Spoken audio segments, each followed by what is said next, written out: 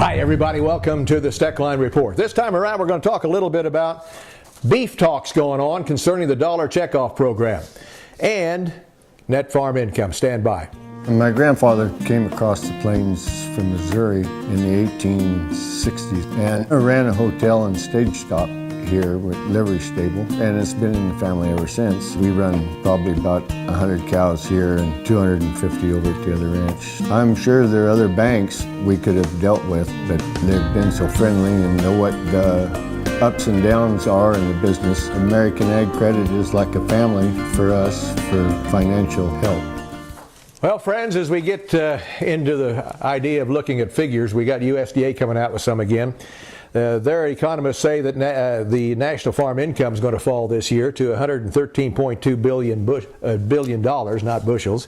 That's a 14% drop, and sure isn't any surprise to most of us, I wouldn't think.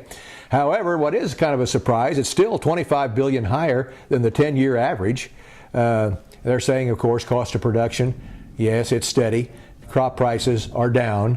However, we've got better livestock prices, so that offsets some of that. In any event, not a surprise. We all should know that and should crank that into our thought process as we go through this year and into 2015. Got quite a deal going on with beef talks. National Farmers Union now wants the group to walk away from a 3-year effort that is trying to reshape the beef checkoff program. The beef industry group has largely been a quiet affair. I haven't heard hardly anything, nor has some of the other people. In fact, RCAF complained about the process because RCAF has been excluded from the talks entirely, and now the Farmers Union is saying they want out, they want to abandon the discussions, they don't want anything to do with it. Not a good deal. The committee of Farmers Union voted unanimously for the Farmers Union board to take it up at their beef industry or their Washington trip here in the first part of September, and to vote down any more working relationship with the beef board.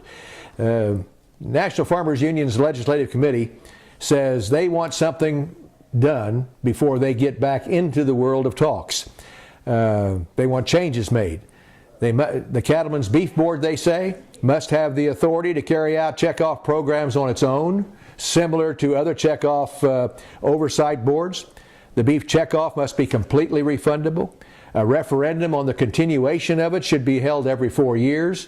Now, I can tell you the National Cattlemen's Beef Board doesn't go for probably any of that, and that's the holdup.